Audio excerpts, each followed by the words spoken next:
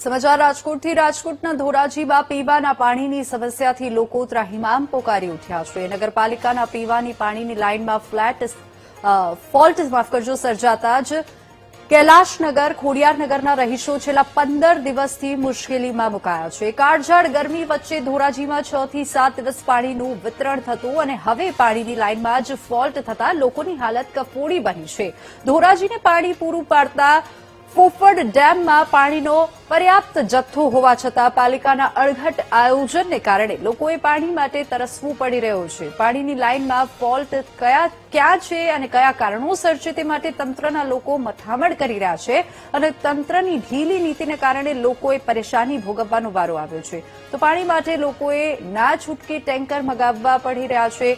આથી સ્થાનિકોએ તાત્કાલિક પાણીનું વિતરણ કરવામાં આવે તેવી માંગ કરવામાં આવી છે। નવના વોર્ડની અંદર ધોરાજીની નગરપાલિકાની અંદર તંત્રની ધોર બેદરકારી છે। આજે 5-6 દિવસે પાણી આવતું, આજે 9-10 દિવસે પાણી પણ નથી આપ્યું। લોકોને એવી હાલાકી ભોગવી પડી છે। આજે સ્કૂલે જવામાં બાળકોને પણ એવી હાલાકી ભોગવી રહી છે। આ તંત્ર સ્કૂલ બાજુમાં આવી છે પણ ક્યાંથી નીકળાય એવી પરિસ્થિતિ નથી। લોકોનું આરોગ્ય જોખમાય, પાણી ગંદુ આવે છે, પાણી ફીરવાળું આવે છે અને તો પણ લોકો આજે કોકનું આરોગ્ય જોખમાય તો આ તંત્ર કેમ જવાબદાર લેતું નથી। હાલ ધોરાજી શહેરમાં कैलाशनगर વિસ્તારની અંદર આશરે 20 થી 22 દિવસથી પાણી વિતરણ નથી થયું। આસપાસના સ્થાનિક લોકો હેરાન પરેશાન થઈ રહ્યા છે। આ ધોરાજી નગરપાલિકામાં ચૂંટાયેલા ભારતીય જનતા પાર્ટી દ્વારા સુશાસન અને વિકાસની મસ્ત મોટી વાતો કરીને સત્તામાં આવેલા હતા, પરંતુ તેના અણવહીવટની કારણે આજે ધોરાજી શહેરના લોકો હેરાન પરેશાન થઈ રહ્યા છે।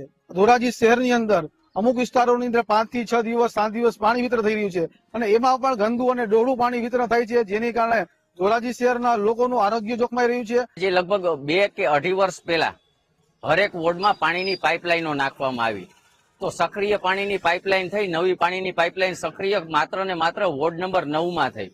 તો બાકીની જગ્યાએ પાણીની પાઇપલાઇન નાખેલી હતી, સક્રિય કેમ ન થઈ? બીજી વસ્તુ કે આજે પાણીની અછતની વાત કરી તો ભાદર ડેમ 1 અને ભાદર ડેમ 2 જે સિંચાઈ માટે પીવાલાયક પાણી માટે બનાવેલા ડેમ છે, બંને ડેમ જનતાએ ટીવીમાં અને ઇલેક્ટ્રોનિક્સ મીડિયામાં જોયેલું જ છે કે બંને ડેમ ઓવરફ્લો થઈ ગયેલા હતા। તો કહેવાનો મતલબ એક જ છે ને, કહેવાની એક જ વસ્તુ થાય કે પાણી આટલું બધું હોવા છતાંય પાણી ન દેવાનું મુખ્ય કારણ શું?